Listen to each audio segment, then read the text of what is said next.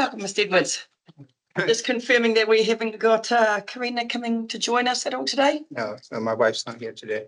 Okay, no problem, no problem. So, first of all, what I'll just do is we'll do some introductions and then I'll obviously get you to your part. And so, first of all, Tracy Patterson, I am the chair for today, councillor and commissioner. And to my left, I have Martin McPherson, councillor and commissioner, and Sarah Brown with the exact same titles. Okay. And over here we have Taryn, who I think you have obviously been corresponding with, and Jess, who's been with the and Mr. Tim Anderson is doing our report today for the Section 42A. Sure. I'll get you to introduce yourself first.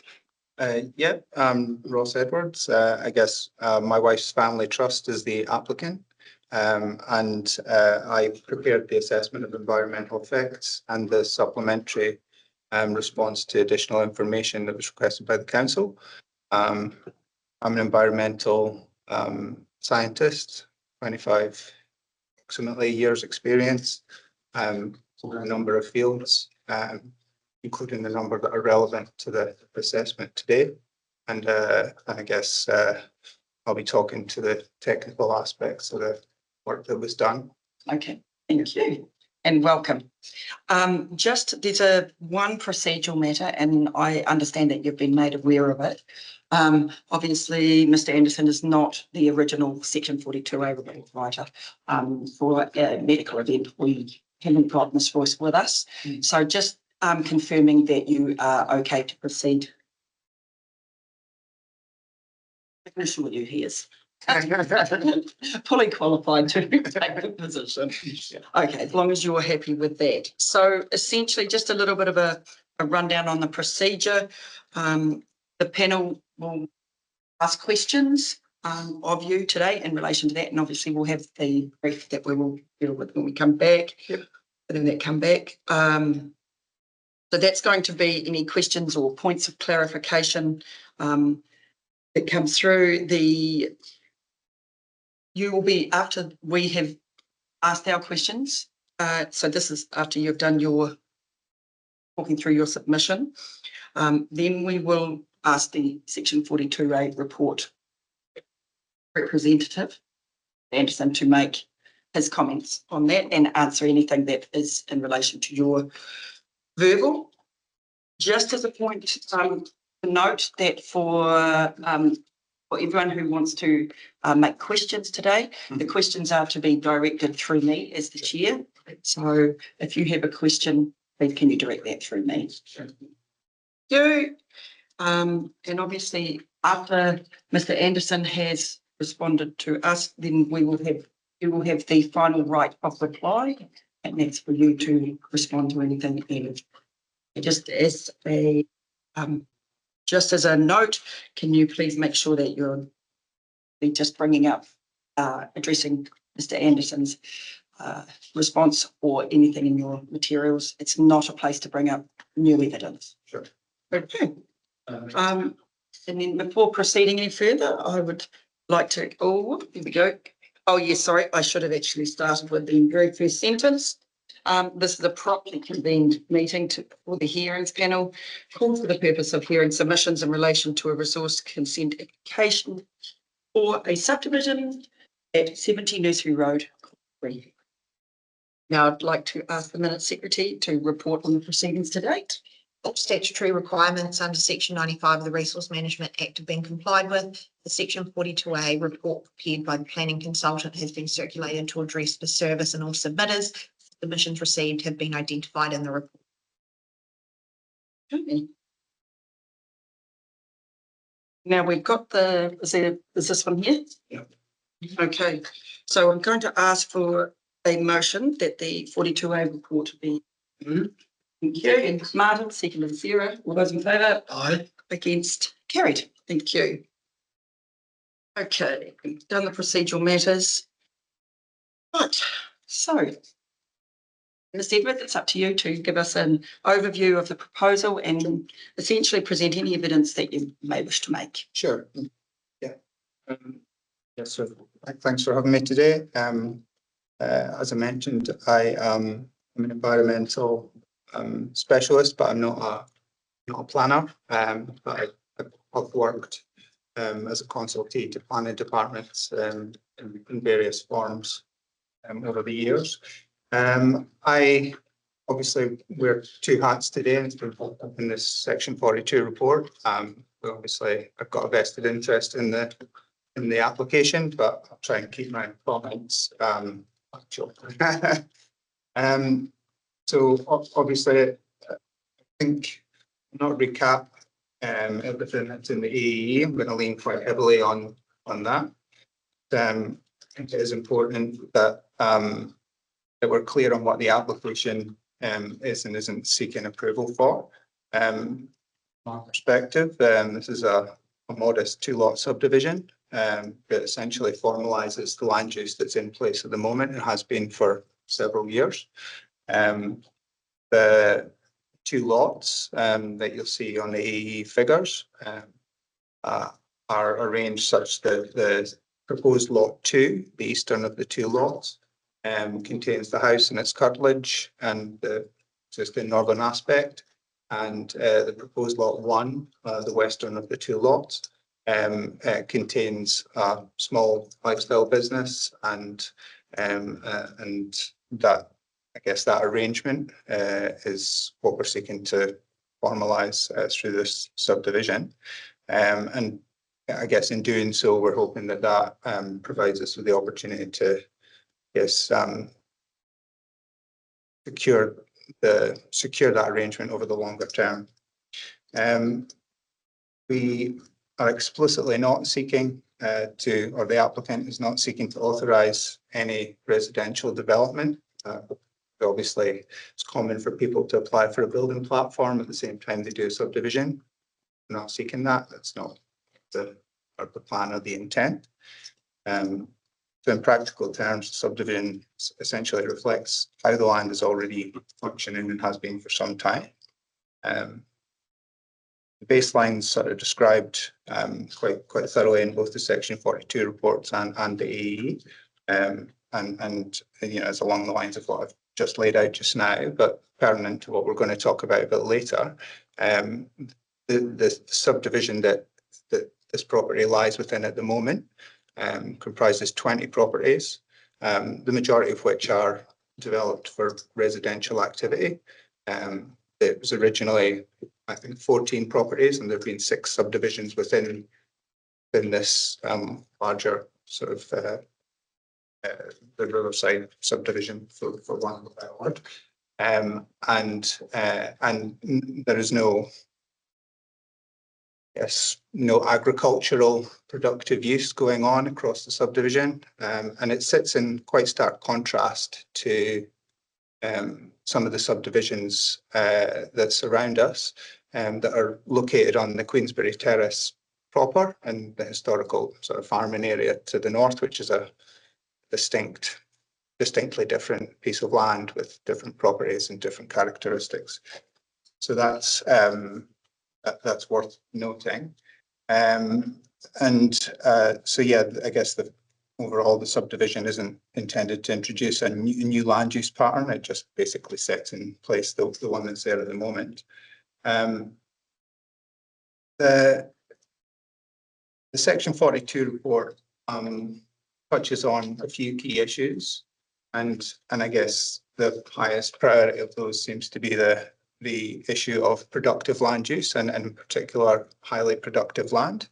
And there seems to be a bit of ambiguity and multiple uses for the words sort of productive land in the Section 42 report. So in terms of highly productive land under the National Policy Statement, it kind of turns on one key issue, which is, does the subdivision materially reduce the land capacity for land-based, it's important, land-based primary production in the sense that it's set out in the NPS. My assessment of environmental effects includes a soils assessment and an assessment of the impacts of the project on highly productive land, and my conclusion is that it doesn't. I would be interested later in this to understand more fully the council's position on that assessment. And because I couldn't clearly get that out of the Section 42 report. But so I guess the thrust of the argument is that, there was a detailed soils assessment done at a mapping scale that far exceeds the published land use mapping, which is so coarse that the mapping resolution is larger than the scale of the entire property, just so that just so we're clear on that. But I'm not disputing the fact that it is mapped as land use capacity 3 land. And I guess the NPS uses that as a screening tool, but goes beyond that and requires us to consider the functional productive capability of the land rather than just the classification at regional scale mapping level alone. And so that necessarily includes the consideration of irrigation, access and reliability, configuration of the land and fragmentation issues, the existing land use and the operational viability of any future land-based agricultural activity. And I'm emphasising land-based because it explicitly relies on the in-ground, the soil characteristics, not what we're doing in the growing trees and imported compost. So, so the evidence before the panel and the EEE is that the irrigation limitations that are in place for our subdivision significantly constrain the productive capability of the land. And we can talk about the volumes of water that are involved, but the property has access to 5,000 litres per day for 8 hectares of land. And I don't know if anybody here lives on a rural property, it's a good chance, but that's not a meaningful amount of water to do any land-based productive agriculture. I've been involved in agricultural science for a long time, since graduation, and now cherry orchards and silviculture that are in the neighbouring area, the viticulture around us, have access to hundreds of thousands of litres a day, and even a small cherry operation would make use of an order of magnitude more water than we have access to at the moment. So I'm sure you're all aware of that. And so, so that there is a lot of emphasis on the water, and that is a key constraint to the productive capability of the land. The land does support a rural activity, no problem with that, but it doesn't function as a high yield primary production land activity in the way that the NPS is looking to protect. And that's a key point from our perspective. And I guess we don't see a pathway by which that could ever be achieved in the time frame that the NPS is considering. The subdivision's been there for 20 years, and water's like gold. And there's been no movement in 20 years. I don't reasonably foresee any movement in the 20 or 30 years that the NPS is considering. So. Subdivision itself doesn't remove any land from production. It doesn't reduce irrigation availability. It doesn't introduce any additional servicing constraints, and it doesn't prevent the continuation of the nursery or any other activity that we've got ongoing at the moment or have any realistic prospect of doing on that land. We could get a vineyard in with that water. I would have done it many years ago. So basically, the land remains physically and operationally available for rural production to the extent that it is at the moment post subdivision. The Section 42 talks extensively about the residential activity and seeks to prohibit future residential activity. The subdivision doesn't authorise residential activity, and again, like I say, there was the residential platform sought. Residential use is still a discretionary activity, and we'd need a separate consent as far as I understand it. And so the subdivision in and of itself doesn't create additional residential development beyond what exists by right under the district plan and within that framework. So in this context, I guess my key thrust is that the proposal doesn't create the fragmentation or change in land use that to do with land-based primary productivity that the NPS is trying to avoid. And so you'll see in the AE, my conclusion was that subdivision is consistent with the intent and the outcomes sought by the policy framework. And it is worth noting, and it's picked up in the section 42, that there have been recent amendments to the highly productive land policy statement that, as far as they certainly seem to clarify the intent with regard to established residential land use in rural areas, and seem to broaden the definition of what is urban land to include pre-consented residential activities in the urban area. So again, as I understand it, if we submitted this application today, the highly productive land issue would be a non-issue. It wouldn't be part of the discussion. I could be misunderstanding the legislation there, but that's the advice I've had at the moment. So all that aside, I acknowledge it must be assessed under the operative framework at the moment, and I'd be interested to see the council's view on that assessment that was put forward. But like I say, my conclusion was that it doesn't result in a material loss of primary productive land capability as it's defined. We try and keep the rest of this brief. I don't know how long these statements usually run, but there are quite a few engineering and servicing related issues raised in the section 42, which obviously I'd be keen to get to a proportionate conditioning solution on all of that. But the key one that keeps coming up, and it is relevant to the subdivision itself, is the water supply. Just like to make the point, there's a 5,000 litre a day water supply. It is apportioned based on the shareholding, and this is discussed in the shareholding that each property holds. Now, the original properties in the subdivision each have 100 shares, and for which you get 5,000 litres a day. The company that owns the water supply scheme, not at the discretion of the shareholders or anyone else, every time there's a new subdivision, they split the shareholding 50-50 between the new lots, so that each new lot has an equal voting say and equal voting rights.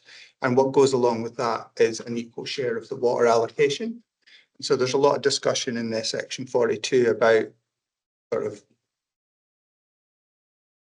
seems to be implying that there's some capacity to apportion the water allocation more towards the non-residential side than the other, and that there's some almost tied to the area of land that each subdivided lot occupies. And I guess my understanding from being involved with the Indigo water supply scheme is that that's not the case. It's tied to shareholding, and it's split equitably along the lines of in proportion with the shareholding, not with the area of the land. And that's consistent with the previous 6 subdivisions that have gone through in our immediate order subdivision that we're within. And so at the moment, the water supply scheme operator installed 2 offtakes on our property, one to service the tree growing operation, the nursery, and one for the house. They both have 2,500 litres. It's been functionally split for years. And so we don't, the house makes use of the 2,500 litres, and the nursery uses the rest and keeps a buffer supply in tank storage that sees us through the drier periods. And that seems to have been working well for years now. So, the subdivision doesn't involve any change to what's already on the ground and already been in use for years. So So just in relation to water. And like I said, the infrastructure, the engineering and the access issues all seem to be workable. There are parts of the Section 42 report where there are comments italicized and attributed directly to the applicant that are not in the AE and haven't been intimated through any other correspondence as far as I understand. So that's probably just a point of note from my end, that there are things in there that seem to have been taken from the engineer's report, but they're not taken from our evidence. So so that's all that to say. I have discussed with the council engineer. I don't think any of the stuff's unworkable. I would like to understand more fully whether it's deferred or it's right now, how some of the logistics of these engineering solutions would work and the details, but none of that is proportional conditioning is certainly something that we'd be in favour of. So yeah, so I guess, yeah, just to close, I think this is a modest subdivision. It formalises what's on the ground at the moment, and I request respectfully that the panel consider granting that subject to conditions. That's absolutely fine. Thank you. Thank you. Okay, so we'll turn over now and the panel will ask you some questions directly. Sure. McPherson, any questions? HUA report author has recommended to the panel that we decline this subdivision request. However, she has indicated that if you were some conditions applied to it, and you seem to have already met one of those conditions, was confirmation of the water allocation. You've talked to the roading issues, and I'm no roading engineer, and it confuses the hell out of me too. So welcome to the club. But there's a condition there. Basically, the suggestion is that some sort of covenant or condition which does not allow any further residential activity on lot 2. Would you like to comment on that? Yeah, I just respond to that in a couple of ways. I think one is that the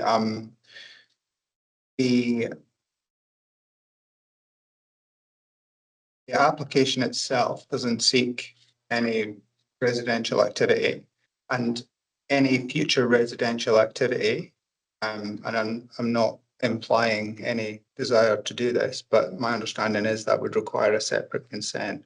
And so I think by doing it in this way, we were trying to give the council the confidence that we were actually putting the status quo in place. Now, I understand that the planner has put forward that condition requirement, and I know that it has been carried forward on a number of other subdivisions in the wider area, on the Queensbury Terrace, for example, where there is actually productive agricultural use. There are vineyards and all the rest of it. And I guess from our end, I'm struggling to see the rationale for why the productive land, why a residential activity should be prohibited in perpetuity. Just like I say, our intentions are made clear in the documents, but it's almost as a separate issue. I'm struggling to see what the basis for an outright permanent prohibition on residential activity was. Because if something like that were to happen down the line, my understanding is that the effects of that would be assessed as part of any future application, and should be fully assessed if that's the case. And it seems like as part of this application, there are upgrades to the roads and junctions and things that are being proposed. And like I say, I assume we'll work through that with the engineer, and those will carry forward into yeah, almost as a, there are two sort of tones in the section 42 that I can pick up on, and one is that there shouldn't be any residential development on this land on the basis that it's in some way impugning the ability of that land to be retained for agricultural use. And I guess I'm struggling to see how they tie together, given that my position is that this is not productive agricultural land. And so the basis for a condition that is so restrictive, like a complete permanent prohibition, because businesses do rise and fall. We've had the business has been on the property for 6 years now, through COVID, and COVID was good. No, in business terms, people bought a lot of trees, people planted a lot of trees, people were at home in their gardens, and even post-COVID in the lull, it's managed to take on because development continues apace, and people need landscaping, hedging, and things like that. But who knows what happens, in 10 years' time or 20 years' time if that doesn't continue. But my question would be or my response would be, if it could be demonstrated that condition like that were proportionate to the environmental effects of this subdivision, it would be something that should be reasonably considered. But I don't feel like that's been demonstrated in the section 42. And if it could be articulated, then I'd be interested to understand that, because fundamentally, if this was productive agricultural land, we wouldn't be growing trees in containers. We would be growing grapes on vines. I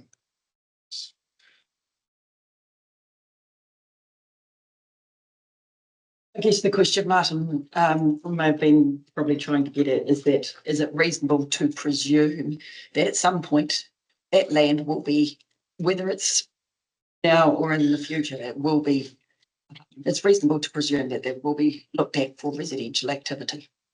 Yeah, I can't speak to what could happen in the future. The section 42 seems to indicate that we've indicated it's going to be sold off and out of our control. That future ownership of that land has not been sorted out. That's a question for our accountant. And so no such thing's been said. But I can't speculate on.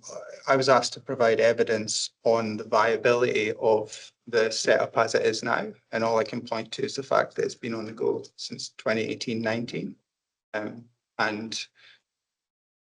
I can't speak to whether it'd be on the go in 20 years' time. But I mean, moved onto the property in 2018 and almost straight away started doing this. And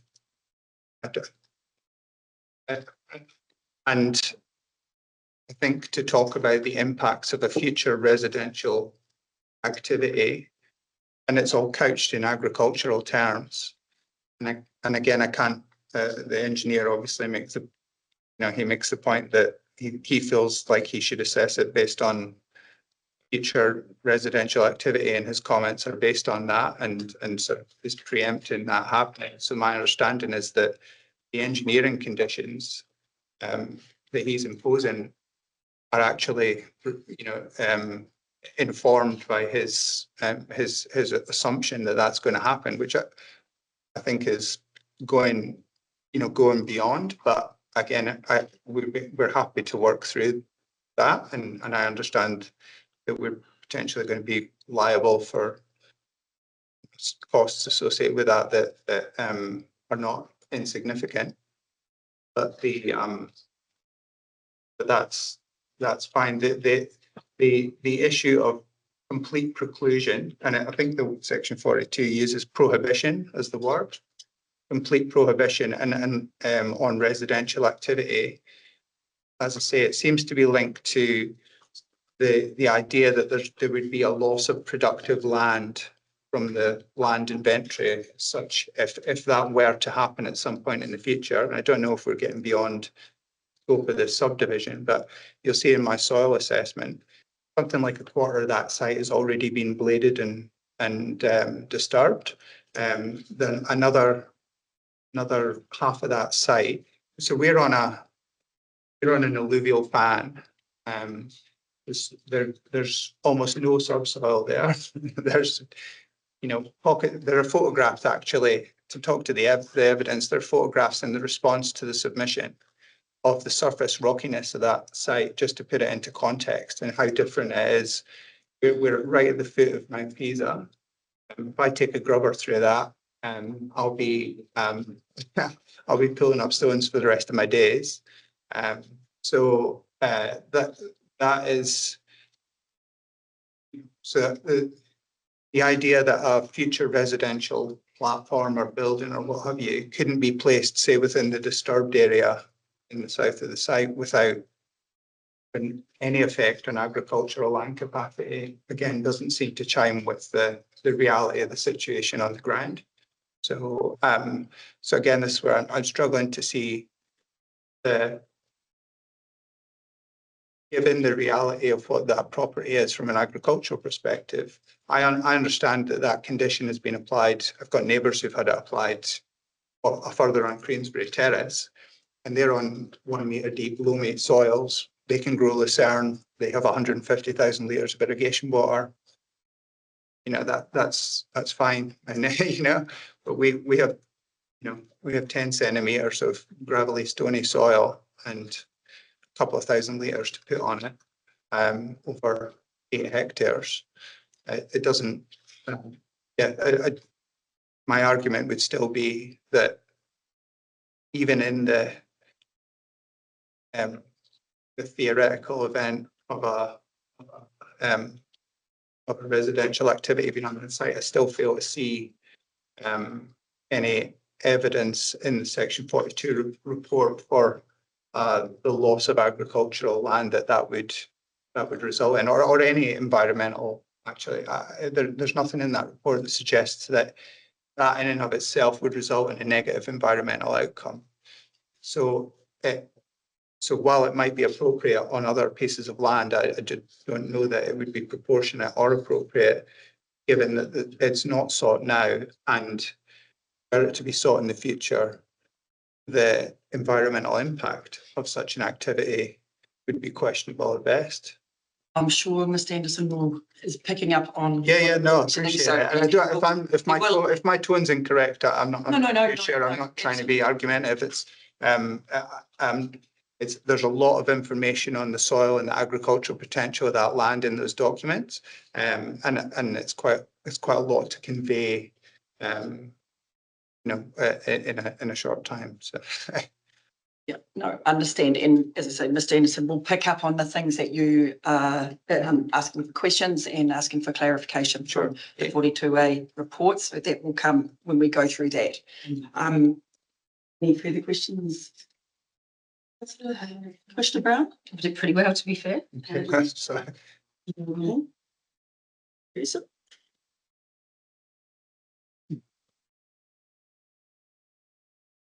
No, I'm happy, thank you. Okay, I do have a couple of questions, and probably in light of what's come about recently in relation to the alluvial fan. There is just with a little concern around, I have a little concern about making sure that I'm satisfied that that is not going to be a risk. And I know from your report, I have read obviously the report, and you said it's been nothing within the last 100 years.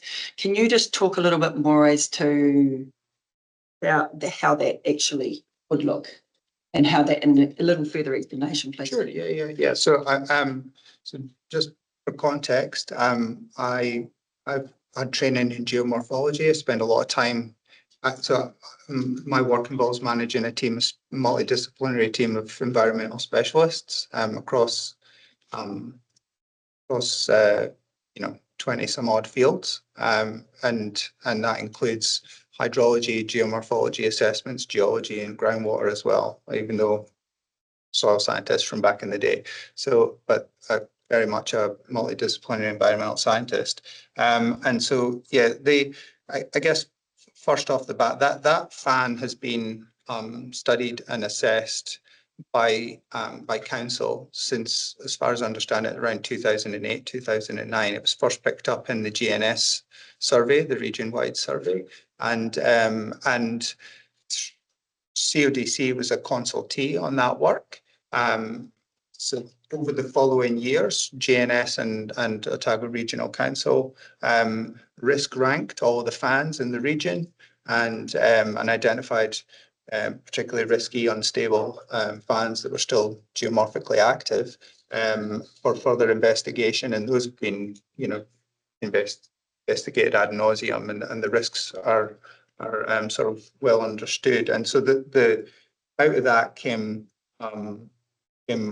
multiple tiers of risk ranking, and the ones that were lowest risk were not carried further for further investigation. And this fan was one of those. Now this is one of the mapped fans. If you're familiar with that side of the Pisa Range, there are geomorphically similar fans all the way along the bottom of the Pisa Range there. And a significant number of them of development. This fan itself is a pretty mature fan. So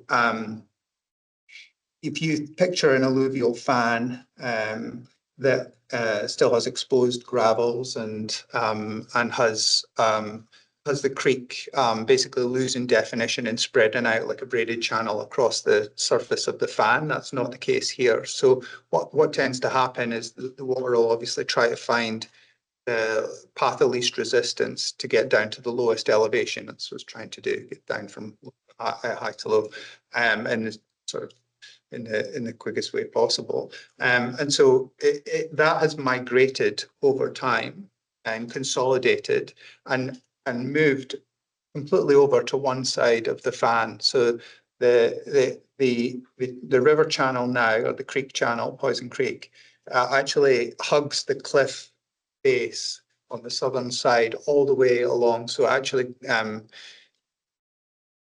it comes out of the high point on the fan where it comes off of the Pisa Range is 2 properties over on one side, and then it doesn't move east. I'm making hand gestures, but there are maps in there.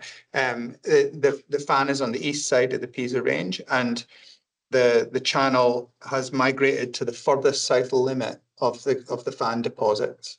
And so that indicates that it's a completely mature fan. It's stable. There are no recent flow channels across that. And it's, to all intents and purposes, the majority of that fan is now hydraulically inactive, in as much as the channel has reached the point where it's incised enough and established enough that the chances of it avulsing and coming out across our portion of the fan are unlikely. Now that was similar conclusion was reached by council in relation to the neighbouring subdivision a couple of years ago. At 69 Nursery Road, and they actually adjoin the creek bed. The creek bed runs along their property, some 200 metres south of ours. So in terms of water flow, there has been no surface water flow in the time we've had it, and I think the probability of water flow across the property was assessed as something like a 1 in 250 year sort of 1 in 250 probability. Bigger risk that people are always aware of is debris flows and that sort of thing. And again, I've done a full assessment of the potential for debris flows. The debris flows require certain. There's an empirical way of assessing it, and debris flows tend to be generated by catchments that have certain characteristics, certain slopes and certain reliefs. And the assessment presented in the AE shows quite clearly that the catchment doesn't have those characteristics. Even in the unlikely event that a debris flow were to occur, I've included a risk assessment there that shows that the probability of debris flow actually running out from the point it exits the high relief comes onto the fan, and chances of it getting across my neighbour's property and actually onto our property and presenting any serious risk are infinitesimally small, something like, 10 to the -5, which is well within the limits of, as risk, fatality risk that are usually applied sort of globally and in New Zealand. Thank you. And the other thing, and obviously you've dealt with this just with your evidence brief as well as in here, the water side of things. Has it been, so I just want to understand your advice is that the water sharing agreement with the irrigation, the scheme, right, is that whenever there is a subdivision of land, it is equally shared.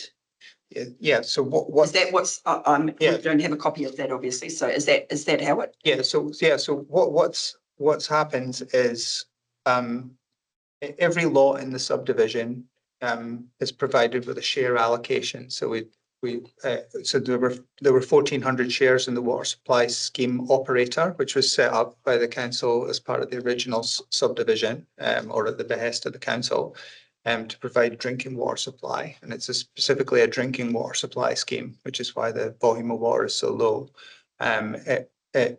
Just to step to one side. It's a drinking water supply. It has UV filtration. It is regulated by the district health board, and it's monitored for drinking water quality standards. So it's not an irrigation supply or set up in any way like that. There were 1,400 shares in the water supply scheme operator, Indigo Water, and that was 100 shares per lot original. There have been 6 subdivisions, which means that 6 of those 100 shares have been halved. And my understanding is that they're halved. I see that the shareholdings are a matter of public record. They're available online. And so every one of the subdivided properties, whether it's a 2-hectare subdivision, as some of them have been, or whether it's a 4.5-hectare subdivision, as some of them have been, they all get 50 shares. Now, what that provides you contractually is a guaranteed minimum of 1,000 litres a day. That's what it provides us contractually. So if I was to, I guess I'm trying to be clear as to what we actually receive. What we actually receive is an equitable share of, and a proportional share of the total permitted allocation of the water supply scheme. And that comes out to 5,000 litres a day per 100 shares. That's how it's apportioned. So everybody that has 50 shares in reality receives 2,500 litres a day because of their half share. And that's how the costs of the scheme are apportioned, and that's the reality of it. Contractually, everyone, I think, has access to a minimum of 1,000 or 1,500, something like that. And that's basically that's the clause that says if there's an emergency, we'll do our best to give you 1,000 litres a day. But the reality is, we get our share proportional to our water allocation is proportional to the shareholding. And our fees and levies are proportional to the shareholding and the water that's allocated through that. Yeah. So I guess where I was heading with that, sorry if I was not very clear, but I was just heading is just in relation to, and you mentioned it before, the 42A report suggested that if, say there was a suggestion that if your house lot was smaller and the balance land was bigger, would there be an unequal sharing? Is there any, there's no precedent for that. There's no precedent. Yeah, so any subdivision will cause a 50-50 share. So yes, that's my understanding, and that chimes with how it's all the system set up and functions, and it's also that's what's happened with all the previous subdivisions. So the one that happened 2 years ago at 69 Nursery Road, there was a 4.5 hectare and a 3.7 hectare with the 2 subdivided lots. They both, again, contractually, they may get 1,000 litres, or there might have been some dispute over whether it's 1,500, but the reality is they both receive equal 2,500. There are the original subdivision, the very first of the 6 was, I think, a 5 hectare and a 4 hectare lot. They both get 2,500 each. I think there's a couple of 2 hectare 6-hectare blocks, just. So just to the essentially east the of us. same that They all has been get 2.5. acknowledged. Okay, Yeah, okay. yeah, thank you. sorry. No, okay, that's fine. Right, that's me. Okay, thank you very much. Right, now we'll turn over to Mr. Anderson and to address some of those matters arising and also to take us through the 42A. Thank you. I'll just introduce myself since I'm not the original report writer. My name is Tim Anderson. I'm a planning team leader. I hold a Master of Planning and 10 years experience in resource consent planning. While I'm not the author of the report, I have read and considered it, and I accept the assessment and the recommendations available to answer questions from the panel on that report. Just to summarise things briefly, it was a limited notified application, and that was on the assumption that effects on character, access, services, and other matters of the district plan were assessed as no more than minor. I also support the proposal to change the consent notice. I see this as being appropriate and practicable, considering it would remove redundant elements of those notices. In terms of the submitter, concerns are highlighted about the narrow alignment of the allotments and the fact that this would potentially expose that party to the addition of effects of two separate allotments at their boundary. They do express concerns, although it's not applied for, they do express some concerns about potential for a future dwelling on lot 1.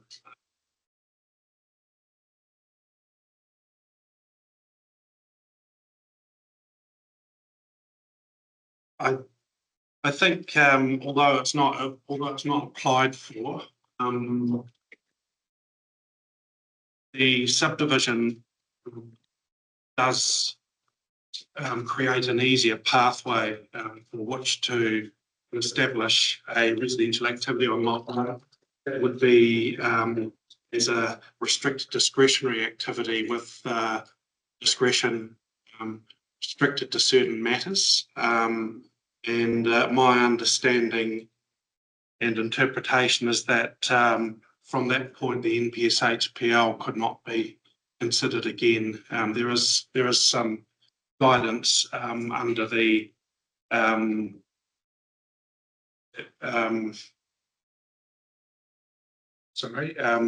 there's a highly productive land implementation guide that's provided by the MFE, which specifically states that in restricted discretionary activities, council are restricted to the matters of discretion, and that would therefore not consider further consideration.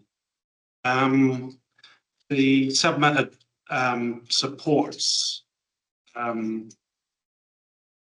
a further restriction on development and also recommended by Ms. Royce. I also support that to an extent. May not necessarily have to be a blanket prohibition, but if a consent notice is put on the title, it would be possible to apply in future to have that changed. But that would be as a discretionary activity, and it would enable consideration of the NPSHPL.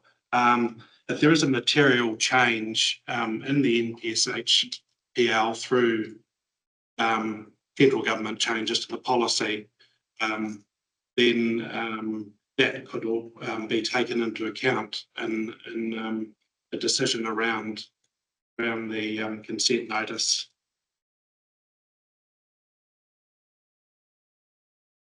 In terms of the NPS-HPL, Mr. Edwards asked about why this is a concern when the productivity is low. However, any fragmentation of land will potentially limit uses. It will, in my opinion, reduce the ability for the whole area of land to be used coherently, and going from 8 hectares to 4 hectares could potentially limit what may be productive, notwithstanding that we do have the constraint of availability of water. In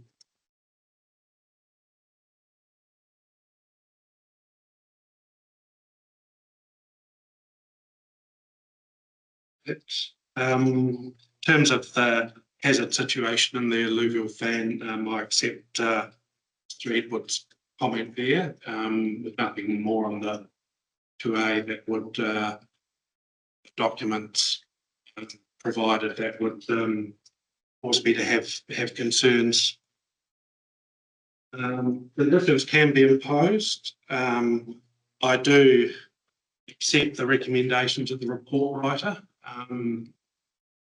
I think broadly speaking that most of the conditions are accepted, the exception being a measure that might prohibit future residential uses. However,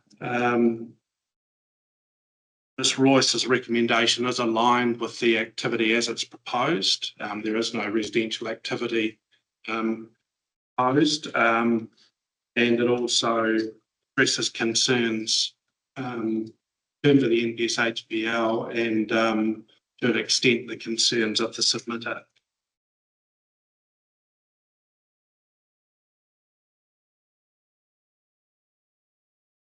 Overall, I would align myself with Ms. Royce's recommendation that with the inclusion of the recommended conditions that the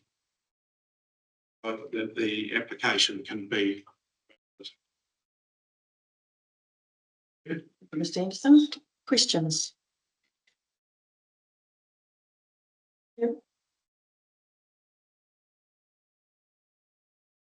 It would be really good just to understand, so I make sure I understand properly, that the water allocation, way it's been described, I think I understand all of that quite well, but that has a bearing on the capacity to realise the EPS, basically. Like, it's only HPL with water is essentially they go hand in hand, so it's not as. Yes, under clause 310 of the NPS-HPL, there's can consider long-term constraints on the productivity of land.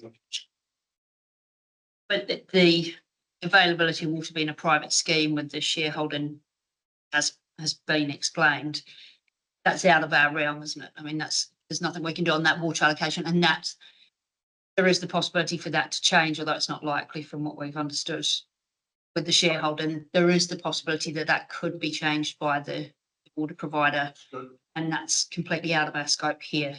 It's just something that is likely to stay the same. I think that's the precedent, but that's considering how productive that highly productive land can be, capacity that's constrained by something out of our jurisdiction.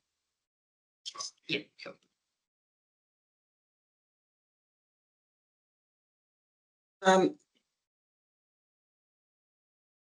Just have a couple of questions. The issue of precedent. You've got any comments in relation to that? Obviously, Edwards has brought up there has been other pieces of land subdivided in that area. Yeah, I think Sure. In terms of precedent, there is the ability for any subsequent application to be assessed on its own merits. So it wouldn't necessarily set a precedent.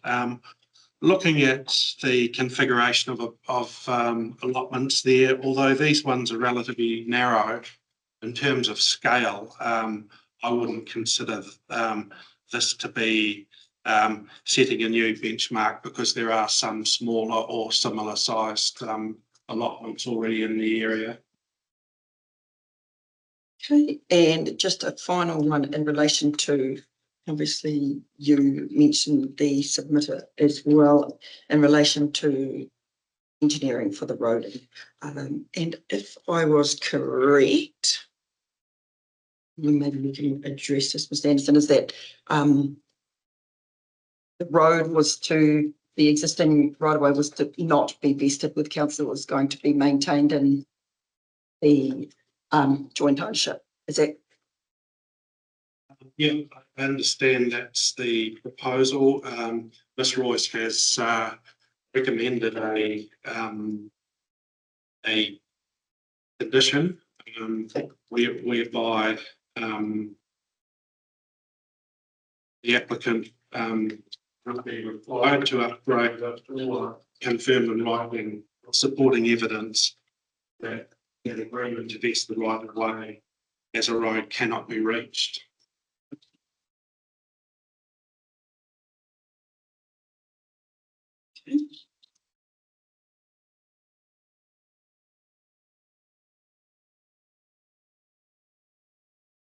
Set that condition, it's appropriate. Understand.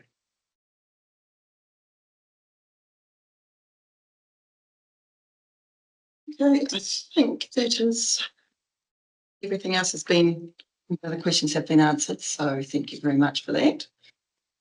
Okay.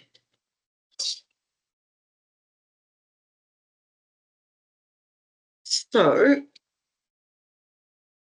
from here, what we'll do is you have the right of reply in relation to anything that Mr. Anderson has brought up, if necessary. You're welcome to, so essentially it's a right of reply with anything that you've heard today from us. And if there is, if you'd like to take a moment to collect your thoughts and do that, you are very welcome to do that as well. So essentially it's. Yep. So just the points that were up there. The width of the lots is in relation to the submitter, neighbour. The lots themselves, you know, are it's basically split down the middle, not dissimilar from the subdivision to the east, which is two long lots side by side. Similar. If you look even further east, one on one of the figures in the AEE, you can see running east-west, the original subdivision blocks are all a series of narrow, basically rectangular lots that have been subsequently subdivided. So that configuration was baked into the original subdivision. So isn't I would put forward that isn't dissimilar. The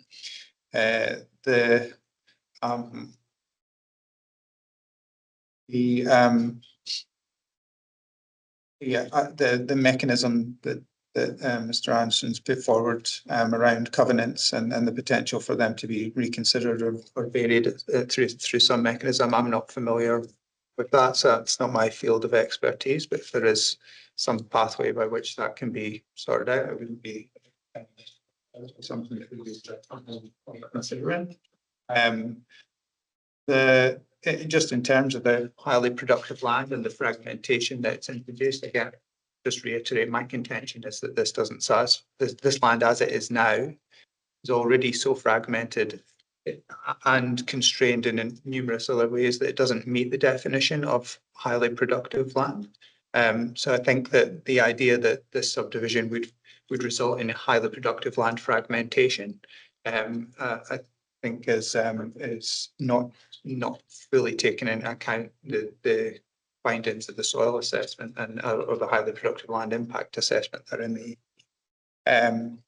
and specifically, you know, the founding document for the highly productive land NPS made the point that the purpose of the NPS was to prevent the formation of lifestyle blocks in the first place, which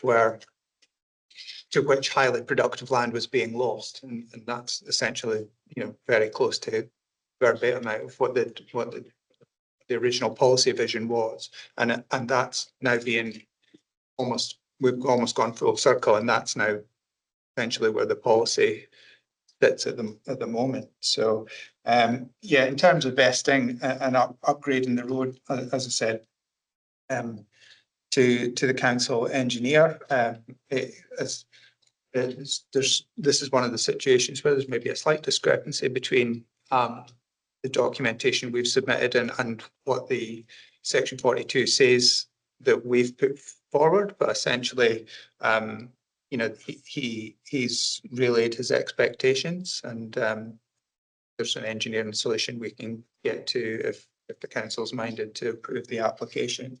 Certainly in relation to vesting, the council engineer at the time I talked to him wasn't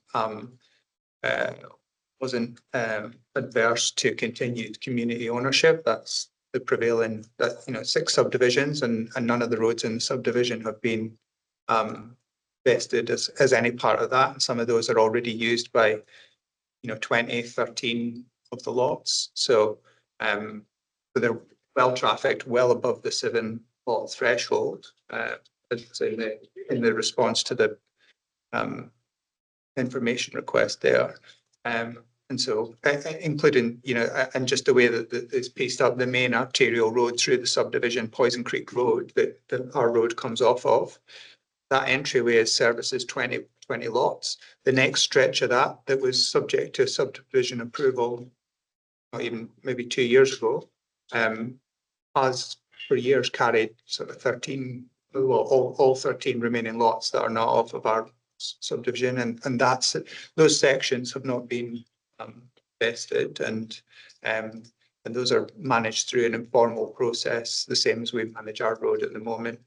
We meet on the corner, we talk about the road, and it gets graded, or it was recently resurfaced in 2024, fully reconstructed and resurfaced. So yeah, that's certainly be the preference of myself, and I think a few of our neighbours, to just continue with the status quo. Okay. Yeah. Okay, thank you. Right, okay, so from here, the decision of the hearings panel is reserved, and the formal decision will be in writing and will be available within the statutory period, 15 working days. In the event that the release of the decision is delayed, the applicant will be advised of that delay. So now the hearing is adjourned. Yeah. Yay.